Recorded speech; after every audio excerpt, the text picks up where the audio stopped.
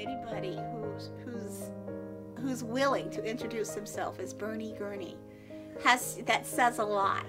You know, that he's just this low-key, delightful, wonderful person. You know, at the core of his soul, he is empathic. At the core of his soul, he is respectful. His creativity through the years has been phenomenal. But my experience of him is that his lived use of the skills is what convinced me. And even though he's a genius on paper, I don't know it would have mattered to me if it had not been just his caring. For example, you know, we exchange presents, have for years, small little things at Christmas. He knows that my favorite colors are green and purple. Because once years ago when life was really bad, I said I feel like I'm green and purple. And he helped me see that, well, if that's how you feel, maybe that's a good thing. So every year, he puts a green and purple ribbon on my Christmas present. That kind of consideration, that kind of empathy, which Louise has too, you know, it's phenomenal. And that I think is behind the loyalty that you probably had sitting in this chair all afternoon. Not so much that there was really a marital therapy that preceded them. You know, there weren't a lot of marital therapies that had been around, but they were certainly a radically different approach.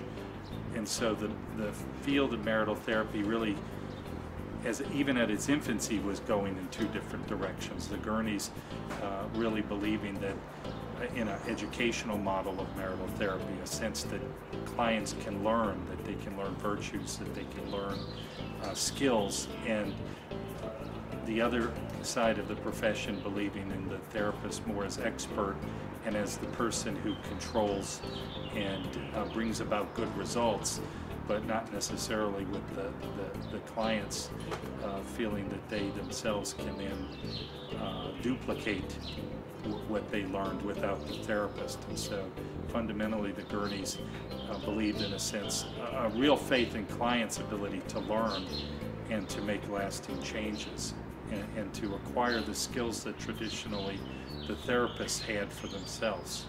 There was quite a bit of resistance. I remember it was a bit traumatic for me. I remember one thing where we showed a film of videotape to a very large audience in a professional convention about what we were doing, and they booed, and I found that very embarrassing.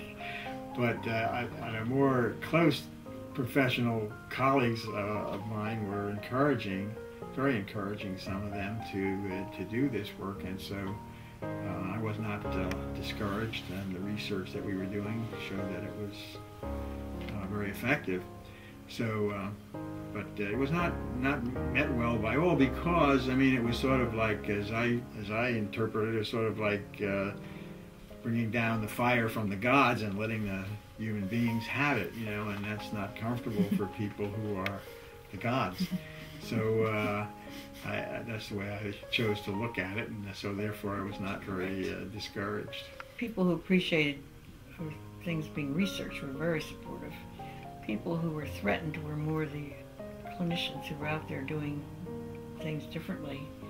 And, you know, anything like that is a challenge, especially when you say, like Bernie said, well, you're talking to the people that have the fire, you're telling them they have to spread it around a little bit. You know, that might have been a feeling that they'd be diminished. Now I think people realize that their role is just as important and they're just as significant. It's just different. Instead of being the ones that do the direct therapy, they're seeing that it's done properly by a family member. We were lucky that the amount that it was accepted. I mentioned the fire from the gods. The god that did that was Prometheus. And what they did to him was they chained him up on a mountain, you know, and a vulture was there to eat on his liver. And so that didn't happen. We're lucky. Yeah, that's good. And that's what I want you to understand about the Gurneys. What's remarkable mostly is their strength in staying with it, in spite of the negativity. I mean, and also interesting, I'd like to tell you a little bit of the story about what they told me, about how they got to this in the first place. Because they started as, they went to school together, they went to their internship together, and I think it was during their internship or perhaps a post-doc kind of time in a clinic for children in Detroit. I forget the name of it, a famous clinic. But it wasn't just for children, I guess it was a famous clinic. And so, because they were working with children, you see, they weren't considered at that time very important as therapists. Because children aren't important, it's the parent, you know, and it was about what the parent did to the child, so you fix the parent, essentially. So they were left in a sense, kind of like, in a way to observe how everybody worked. And they saw that in this other domain, how they all began into kind of identification with their own clients and would find out the problems their own clients had with colleagues. In other words, they began to, you know, lose sight of their position, and they were, you know, of course they were uncomfortable with that. But so they were now working with kids, and of course this is child-centered play therapy, which means that you create a context for change. And parents were there, so someone would come in and look, and they began to think of the idea that, well, if they're there my way, maybe they can be included in this. So that's how they got started with teaching parents to play therapy. Then, after the experience of that, they became confident enough to get this large grant. You know, then they went to Rutgers, where they had the support to do that, and they did this great grant. And that proved the power that not only could parents learn to play with their own children, but that everybody got better for that. The first writing about it was an article that was published in 1964 explaining this educational model, this new kind of way of looking at things and what the approach was like. And that was met with a fair degree of interest. And I think the interest then continued to grow, and the opposition lessened with time.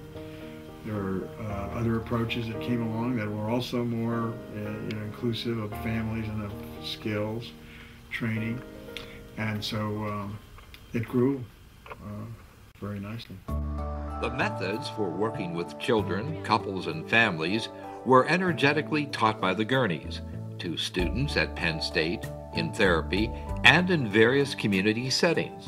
Students and others helped to build an impressive list of empirical studies. One of the things that has always impressed me about both Bernie and Louise is how generous they've been with their work. I mean, they came up with what really, to this day, is a really brilliant idea. Through all their work, the whole relationship enhancement family of interventions, it's all really brilliant stuff. It's brilliant academically, theoretically, the research has been done, continues to be done, and their training is top-notch. I mean, I've never had training that was as good as theirs. And I know people who have come to some of my trainings later, even after they've retired, who have said, I called Louise and I couldn't believe she spent this much time on the phone with me, sharing her ideas about one thing or another, or helping me with my dissertation study, or whatever it might be. Bernie, I think, always hit me as a little bit more reserved. And it wasn't until they came back they had made a trip to Australia and New Zealand that I realized he was a wild man underneath all that. And why I say that is they invited the graduate students and people to their house to see some of their movies and pictures of their trip. And I kept seeing there was a scene of Bernie in the hot air balloon flying over something or other. And then there was Bernie in the motorboat that was zipping through these chasms. And I looked at Bernie at the time and I said, you're a wild man, or something. Much different than I realized that he was really an adventurer. And I don't think everybody that meets him and just knows him for a while really realized that he's got a very adventurous spirit to him that perhaps is also reflected in his work, because he was a real pioneer, I think, in the early days. Part of the genius of the Gurneys was their insight that family members can heal one another. And by harnessing their energy and their natural connection with one another, and by providing them new skills, that was their revolutionary insight, is to help family members heal one another through developing new skills and new ways of being with one another. And at the time, it was an incredibly revolutionary insight. There were many who thought that this was so radical as to be, as to perhaps be not wise. But I think over time, the Gurneys have been proved correct. And virtually every psychoeducational program of its kind today stems indirectly from the path that Bernard Lewis Gurney opened. Bernie was given a Lifetime Achievement Award by the American Association for Marriage and Family Therapy a few years back. I think that is a testament to the recognition for the lifetime of work that he and Louise have done. In 1972, the Gurneys started the Institute for the Development of Emotional and Life Skills, otherwise known as IDEALS, in State College, Pennsylvania. IDEALS continues to this day with offices in Frankfort and Lexington, Kentucky, directed by Mary Ortwine. In 1992, as a branch of this parent organization, the Gurneys opened the National Institute of Relationship Enhancement, NIRE, in Bethesda, Maryland, first directed by Dr. Gurney, then Dr. William Nordling, and now Dr. Robert Skuka. Here are a few examples of centers and institutes making phileo and RE skills central to their programs.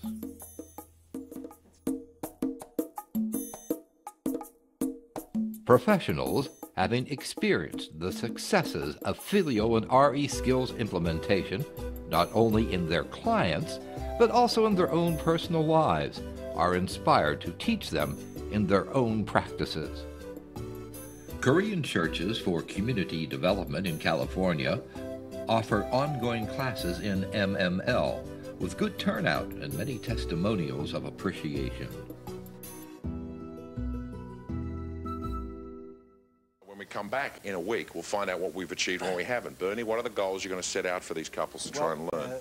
The goals that we have is that they learn skills, and the skills have to do with being able to communicate honestly and openly with each other, get at their deeper emotions, share that with each other, be able to come to some resolution about the things that they disagree about. It's not therapy. We don't prescribe. We don't diagnose and say what's wrong and prescribe what they should do. Rather, we equip them with skills to communicate with each other much more honestly and deeply. And hear each other. And hear each other. More importantly. Definitely.